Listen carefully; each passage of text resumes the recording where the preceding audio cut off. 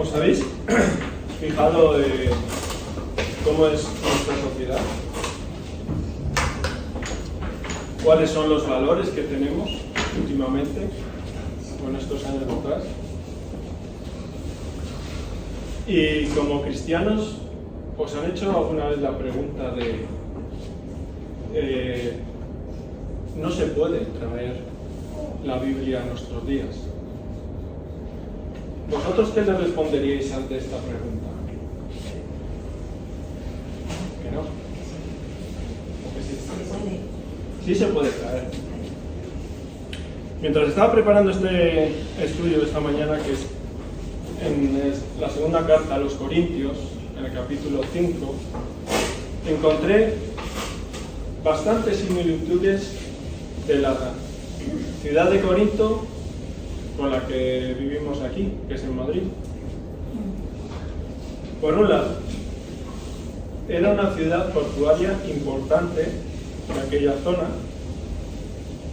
Había muchos templos de distintos dioses griegos, romanos, y era un centro económico importante. Y si lo comparamos con Madrid, es la capital del Reino de España. También tenemos diferentes dioses en nuestra época: el dinero, las apariencias, sobre todo si nos fijamos en redes sociales, por poner un ejemplo, Instagram, con sus famosos filtros, que si os habéis fijado algunas veces y conocéis a la persona y luego veis una foto con los filtros, muchas veces te llegas a preguntar de quién es, porque no llegas ni a reconocerla. Y también Madrid es el centro económico de todo el país, con lo cual ya vamos encontrando similitudes. Y Pablo escribe a Corinto estas cartas, y es también similar a esta comunidad, porque para saber y conocer cómo era la iglesia de Corinto, tenemos que ir al libro de los Hechos, en el capítulo 18, porque él, cuando está predicando, se convierte en un montón de personas en esta ciudad y forman una iglesia, una comunidad. El tiempo que estuvo Pablo en Corinto fue aproximadamente 1 año y medio. En cuanto tuvo la iglesia formada, continuó su viaje misionero por otras ciudades, proclamando el Evangelio y creando otras iglesias, otras comunidades. Pero ocurre una cosa importante. A Pablo, tiempo después, le empiezan a llegar reportes negativos sobre esta iglesia de Corinto. Claro, tenemos que ponernos en la piel de Pablo. Pablo crea su iglesia, crea la iglesia, predicando el Evangelio, la deja instaurada y se va. La deja en buenas manos. Pero con el tiempo, estas manos se van desvirtuando. Y entonces Pablo se ve obligado a corregir estos errores que tenía la iglesia de Corinto al principio. Y en la primera carta encontramos 5 áreas principales en las que tiene que poner, por así decirlo en castellano, los puntos sobre las sillas. Una, son las divisiones de iglesia.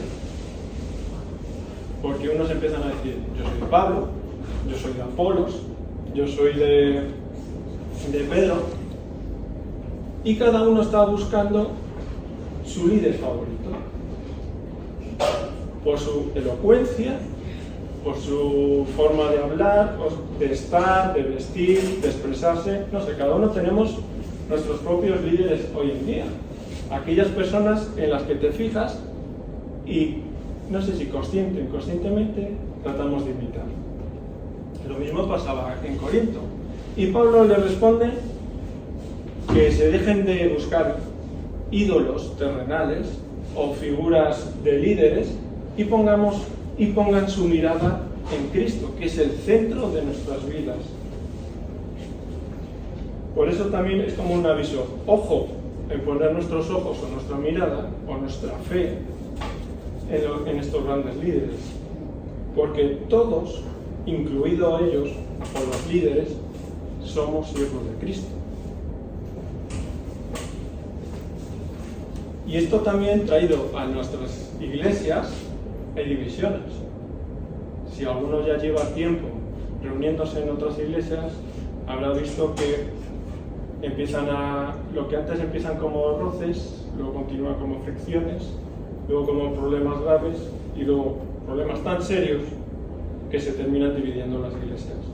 Por distintos motivos, ya sea porque, como pasaba en la iglesia de Corinto, seguían a un líder, o una forma de pensamiento, o una doctrina, o no la compartían y terminan marchándose.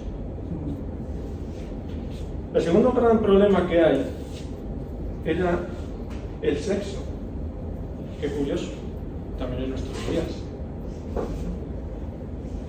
Pero aquí teníamos, bueno, también como en nuestros días, relaciones que no estaban dentro del marco que Dios nos ha marcado. Y usaban el pretexto de somos libres en Cristo. Entonces, si nos fijamos un poco también en nuestros días, aquellos que de boca proclaman, yo soy hijo de Dios, yo creo en Jesús, soy libre en Cristo. Pero yo os hago una pregunta. ¿De verdad somos tan libres que pasamos de ser libres al libertinaje? No. Somos libres del pecado y de la muerte, pero no somos libres llegando al punto del libertinaje de hacer lo que nos dé la gana. Entonces Pablo les recuerda que Jesús murió por todos los pecados, incluidas las causas por las ruinas de las relaciones rotas. Y aquí hay que remarcar que muchas veces, y aquí me incluyo yo también, de querer tener una pareja, una familia, es legítimo, es loable. Pero las prisas llevan a cometer errores. Esos errores van haciendo mella en cada uno de nosotros, marcando nuestra personalidad y marcando las relaciones futuras. Y Pablo indica que, así como Jesús resucitó físicamente entre los muertos, igual nosotros y todo lo que hagamos con nuestro cuerpo, que sí que importa, ya que es el templo de Dios, tenemos que cuidarlo. Y entre ello es evitar salirnos del marco de las relaciones que ha marcado Dios y cómo la ha instaurado. Porque hay que recordar una cosa: el sexo no es un invento nuevo, ni lo ha creado el hombre. El sexo lo ha creado Dios, pero ha marcado los límites, y esos límites están dentro del matrimonio. El tercer punto importante que había de disputa era la comida. En esa época, como decía al principio, había distintos templos, distintos dioses, y había distintos sacrificios con los animales.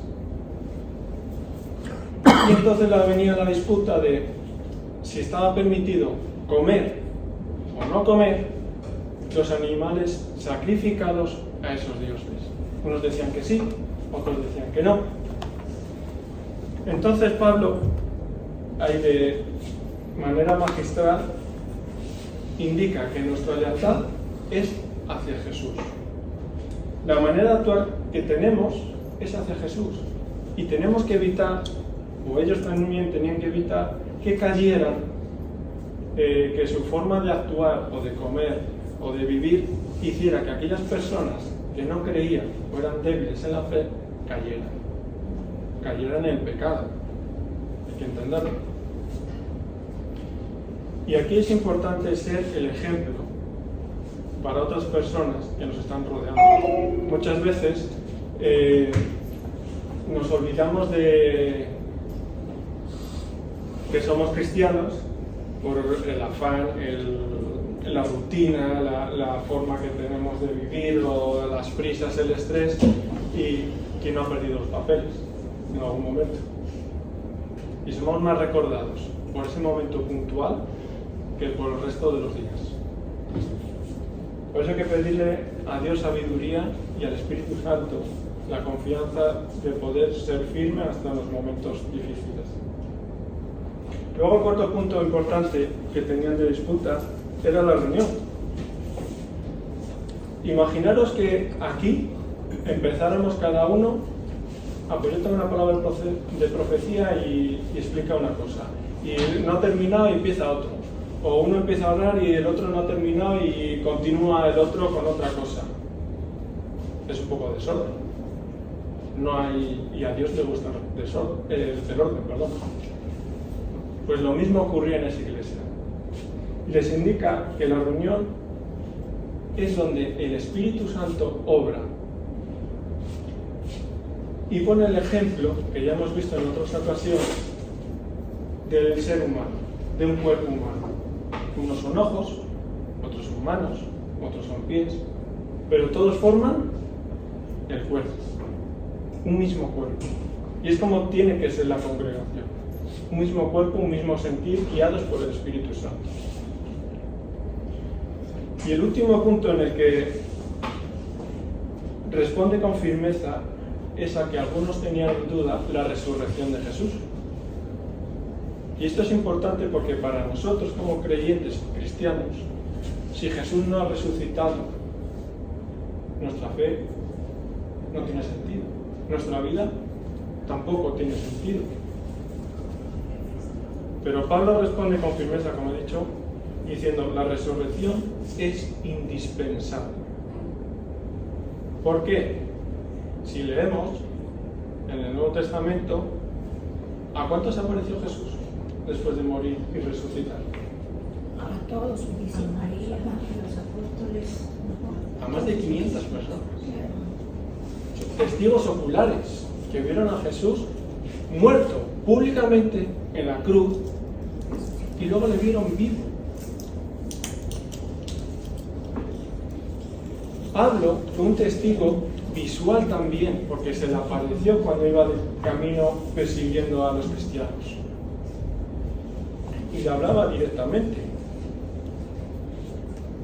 Es más, Pablo llegó a tener la visión del trono celestial, que si leemos en toda la Biblia, muy poquitas personas han tenido esa visión. Con lo cual, la resurrección fue la victoria sobre el pecado y la muerte, y es una fuente inagotable de vida para nosotros.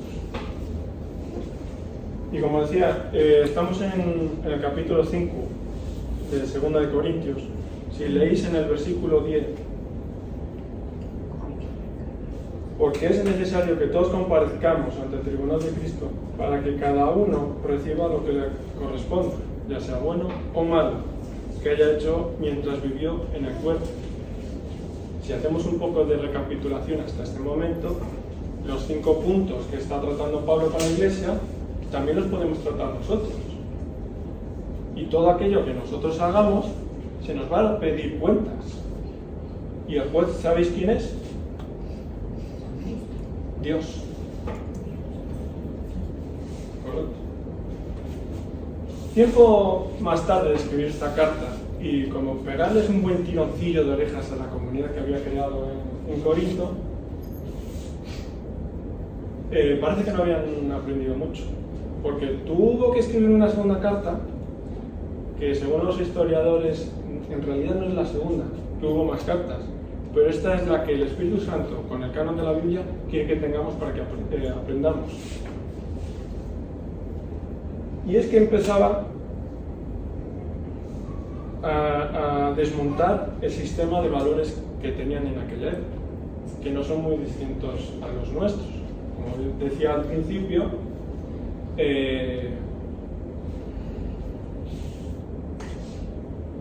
¿habéis visto alguna vez los vídeos de TED?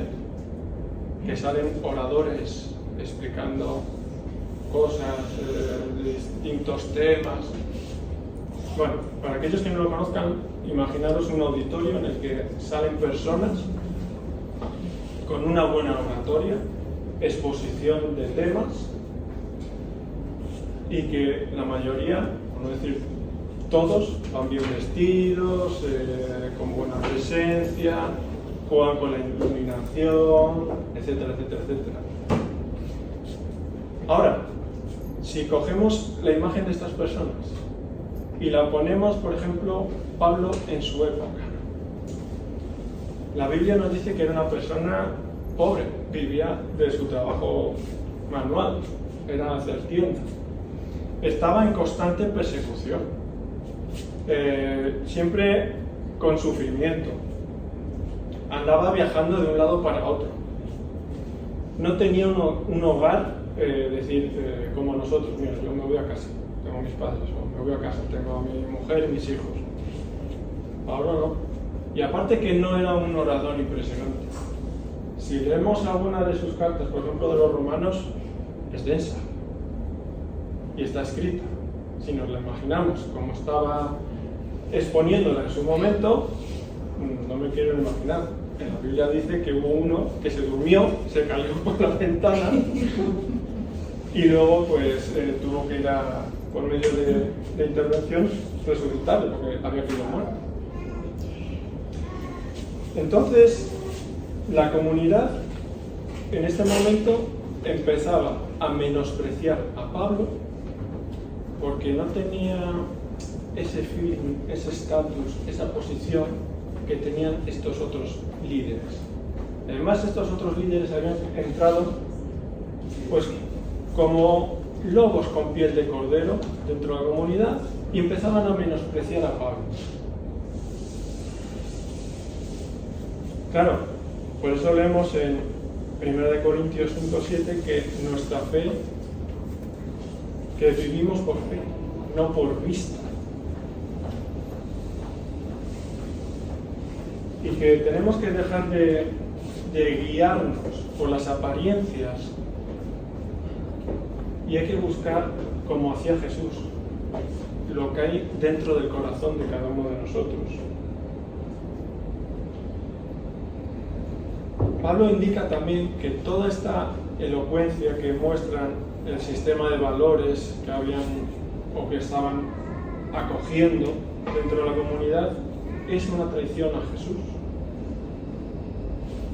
Porque el verdadero liderazgo cristiano tiene, yo lo he resumido en 3 puntos. 1, no trata del estatus o de la elocuencia, ni tampoco de ser famoso y tener éxito, sino consiste, ¿sabéis en qué? En apuntar a Jesús, en apuntar a la cruz. ¿Habéis leído cómo era la vida de Jesús en el Nuevo Testamento? ¿Cómo eran sus ropas?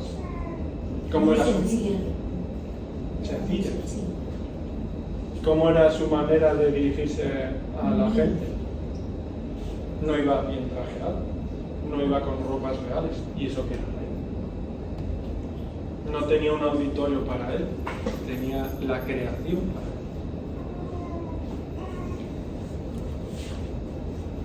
Y además, en la arrogancia del pueblo de la comunidad de Corinto, ya no les bastaba que la habían menospreciado, sino que se ponían como chulitos. Demuéstranos tus credenciales, demuéstranos tus recomendaciones. A lo que Pablo ya estalla y dice, ¿cómo? A lo que hoy diría en el lenguaje actual de la calle de hola, ¿qué me estás contando? La comunidad de Corinto demandaba esto a Pablo y él le responde que ellos, la comunidad, son sus credenciales y que ellos mismos eran su propia recomendación.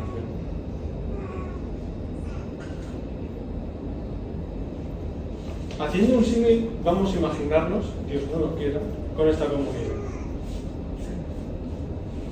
Vamos a poner en paralelo lo que pasó en Corinto con una supuesta hipótesis en esta comunidad.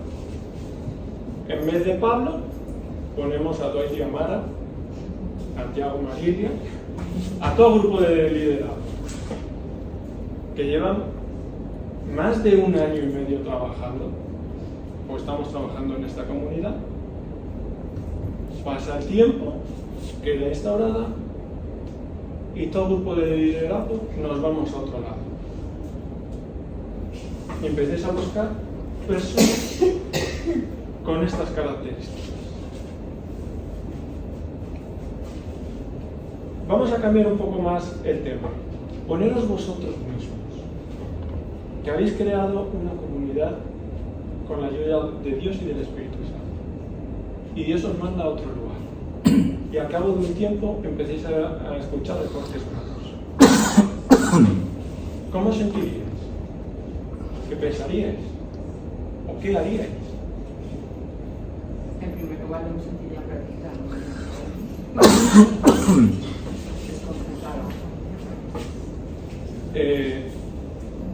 Haciéndolo un poco más cercano, se nos rompería el corazón.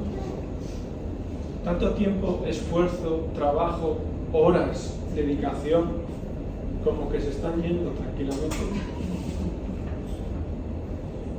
Pues entonces Pablo, para presentar sus credenciales, se ve encaminado a comparar, por un lado, porque claro, hay que recordar que gran parte venían de cultura judía, la conocían perfectamente y les empezó a comparar el antiguo pacto con el nuevo pacto. ¿El antiguo pacto cómo era? Dios, Israel, ¿y quién estaba de mediador? Moisés. En el nuevo pacto tenemos a Dios, a los seres humanos, en este caso como se dirigía a Corinto, la comunidad de Corinto. ¿Quién es el mediador? Jesús y el Espíritu Santo. ¿Qué pasaba con el antiguo pacto? Ayer, las leyes eran ineficaces para cambiar y transformar el corazón humano. Pero ¿qué pasa con el nuevo pacto? Jesús resucitado es la misma gloria de Dios y vive para siempre. Y es el Espíritu Santo quien va transformando las vidas de cada uno de nosotros. Y aquí entra una parte que a mí me encanta. La paradoja de la cruz. ¿Por qué?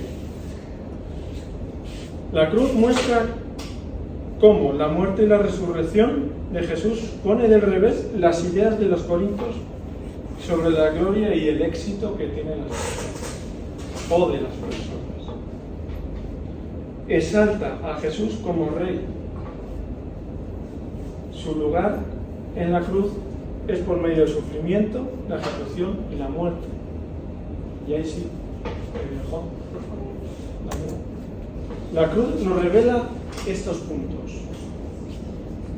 Muestra la salvación de Dios porque todos nuestros pecados murieron con Cristo en la cruz. Y era la forma de reconciliar de nuevo a Dios con la humanidad. Porque hay que recordar, por un hombre entró el pecado. ¿Por quién? Por Adán. Y por un hombre somos reconciliados de nuevo con Dios. ¿Por quién? Correcto. También muestra el carácter de Dios por medio de una entrega de amor puro. Revela una nueva manera de vivir, que es en forma de cruz. Reta los sistemas de valores, porque valora la humildad y la debilidad. Su amor y su poder fueron dados a conocer a través de la muerte y la resurrección de Jesús. Y la cruz nos transforma por medio del Espíritu Santo. Recuerdo que las primeras veces que leía la Biblia, sobre todo en el Antiguo Testamento, y empezaba a leer la ley, había momentos que me angustiaban, porque digo, yo soy incapaz de cumplir toda esta ley que está escrita. Yo no me quiero imaginar, además, en aquellos tiempos, con aquellas dificultades. Pero al llegar al Nuevo Testamento, en los Evangelios, y en este punto de las cartas de Pablo a Corintios, La respuesta es que estaba en que tenía que poner mi mirada en la cruz. Porque la meta es imitarla. Y aunque comparándonos mi vida con la vida de cualquiera de nosotros, con la de Pablo, estuviera marcada por la humildad, el sufrimiento, la pobreza, era para servir a los demás. Cristo vino a servirnos. Su manera de vivir es la prueba que representa auténticamente a Jesús crucificado. Él es un auténtico líder cristiano, no nosotros. ¿Y cuál metáfora usa Pablo en esta carta? Si tenéis delante el texto, en el 2 de Corintios 8:9 dice: Jesús, siendo rico, por amor a nosotros se hizo pobre, para que por medio de su pobreza nosotros llegamos a ser ricos. Está tambaleando de nuevo, otra vez, los valores que había puesto en alza en esa iglesia. La riqueza, la apariencia, el saber estar, la oratoria, no, lo cambia de nuevo. Jesús, teniendo honor y riqueza, se despoja de ellas, se hace igual a nosotros.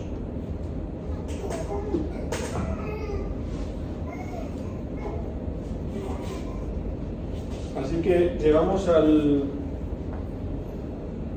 texto principal de esta mañana, que lo encontramos aquí. Al que no cometió pecado alguno, con nosotros Dios lo trató como pecador, para que en él recibiéramos la justicia de Dios. Y aquí podemos hacernos tres preguntas importantes.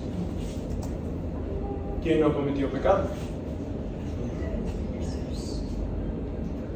¿Quién le trató como pecador? ¿Quiénes eran los receptores de la justicia de Dios? Correcto. Me gusta como uno de los comentaristas, bueno, hay dos referencias que voy a hacer, cómo lo expresa este versículo. El primero es William MacDonald. Y se hace unas preguntas que luego él mismo se responde. ¿Cómo ha hecho Dios posible la reconciliación? ¿Cómo puede Él recibir a culpables pecadores que acuden a Él con arrepentimiento y fe? La respuesta es que el Señor Jesús ha afrontado de manera efectiva con toda la cuestión de nuestros pecados, de modo que ahora podemos quedar reconciliados con Dios. En otras palabras, Dios hizo que Cristo fuese hecho pecado por nosotros, aunque Cristo no conoció pecado personalmente, para que nosotros fuésemos hecho justicia de Dios en Él. Y esto es importante. Debemos de guardarnos de cualquier idea que hoy en día todavía sigue pululando por ahí, en que en la cruz del Calvario el Señor Jesús llegase a ser realmente pecador en sí mismo. Esta idea es falsa. Nuestros pecados fueron puestos sobre Él. Se hizo pecado. Pero no estuvieron en Él. No era un pecador. La Biblia dice que no pecó. Fue el único en toda la creación que no pecó. Porque si nos vamos a Apocalipsis, en los últimos tiempos, ¿qué es lo que dice? No se encontró ni siquiera aún uno que no hubiera pecado. Y el que diga esta mañana que no ha pecado, miente. No lo digo yo, lo dice la Biblia. Lo que sucedió en la cruz es que Dios hizo de él una ofrenda por el pecado a nuestro favor. Al confiar en él, nosotros somos considerados justos por Dios. Las demandas de la ley han quedado plenamente satisfechas por nuestro sustituto, que es Cristo. Claro, lo que yo antes decía, estaba leyendo el Antiguo Testamento, toda la ley,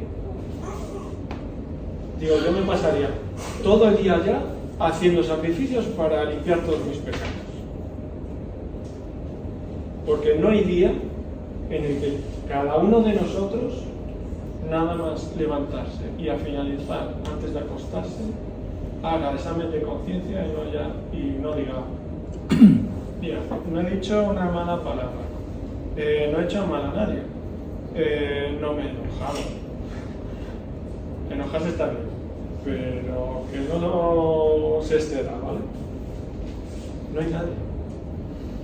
Y si somos honestos con nosotros mismos, al finalizar el día y hacemos examen de conciencia, llegamos a la conclusión de que hemos pecado, día sí, día también. Pero ¿a quién tenemos que pedirle perdón? A Dios. Porque ¿contra quién pecamos? Contra Dios, exacto. Yo recuerdo de niño, cuando me tocó hacer la primera comunión, antes de ir a hacerla nos mandaban a ir a confesarnos. Y yo estaba pensando, a este hombre, ¿qué le voy a contar yo? Si es mi vida, al cura. Digo, ¿por qué me va a perdonar él a mí si yo no he hecho nada a él? Pero bueno, eres un niño, al final terminas haciendo lo que te mandan. Si no te rebelas, pues terminas castigado. El siguiente comentarista, Matthew Henry, bueno, ya está, lo expresa de una forma más condensada. Y dice así: Cristo no conoció pecado, fue hecho pecado. No pecador, sino pecado. Una ofrenda por el pecado, un sacrificio por el pecado. El objetivo y la intención de todo esto era que nosotros pudiéramos ser hechos justicia delante de Dios, en Cristo, pudiendo ser justificados gratuitamente, por la gracia de Dios. O sea, nosotros no teníamos que hacer nada, solamente tenemos que mirar a la cruz, apuntar nuestra vida hacia allí, reconocer que hemos ofendido a Dios, lo que se llama pecado, hemos desobedecido a Dios, pecado, y pedirle perdón a Él. Porque nosotros hagamos lo que hagamos, no vamos a llegar nunca a obtener el perdón por nosotros mismos. Tenemos que depositar todos nuestros pecados encima de Él, porque Él es fiel y justo para perdonarnos. No hay nadie más. Y en esta mañana la pregunta importante es esta: ¿la muerte de Cristo significa que todos nuestros pecados pueden ser perdonados? ¿Qué creéis? Ya han sido perdonados por la muerte de Cristo. Sí. La respuesta, como bien habéis dicho, sí. Debido a que la muerte de Cristo en la cruz pagó completamente el castigo de nuestro pecado, Dios, en su gracia, nos atribuye la justicia de Cristo como si fuera nuestra y ya no se acordará de nuestros pecados.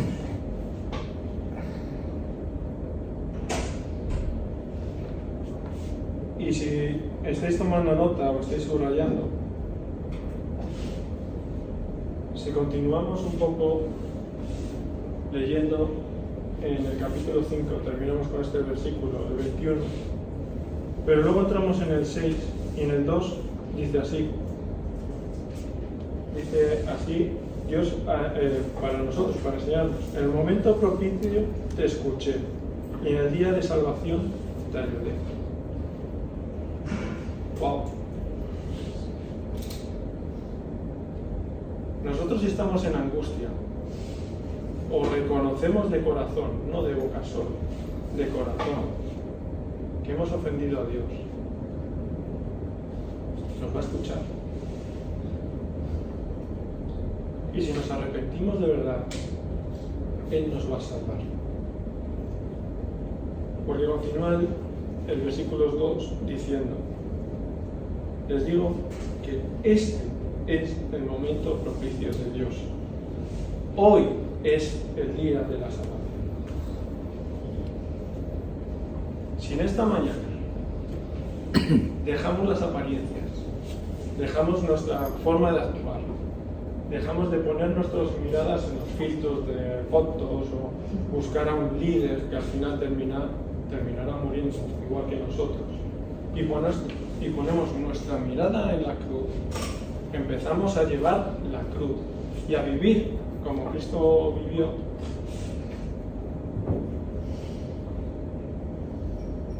Y abrimos nuestro corazón de par en par para recibirle y pedirle perdón. Él tiene una promesa y esta mañana será cumplida si lo hacemos de corazón. Si confesamos con nuestra boca que Jesús es el Señor y creemos en nuestro corazón que Él nos restauró, nos salvó de la muerte, somos llamados hijos e hijas de Dios.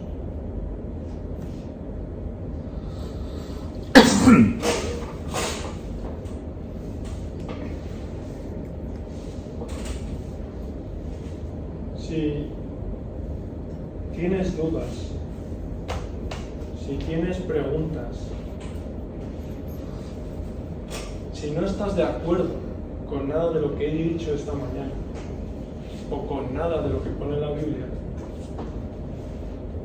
yo te invito a que te acerques y luego de forma apartada me preguntes o preguntes a Tiago, a Alex, porque queremos ayudarte a resolver estas dudas. Y si por el otro lado ya lo tienes más o menos claro, que has ofendido a Dios, que no hay otra forma de justificarse delante de Dios, te invito a que hagas la oración de arrepentimiento, de confesión. Y como en Romanos 10, 9, 10, que es el versículo que acabo de citar, confesarlo y creerlo. Y recalco lo que dice 1 Corintios 6, 18, lo que Dios nos dice si lo hacemos de corazón y lo hacemos de verdad. Yo seré un padre para ustedes y ustedes serán mis hijos y mis hijas, dice Dios todo.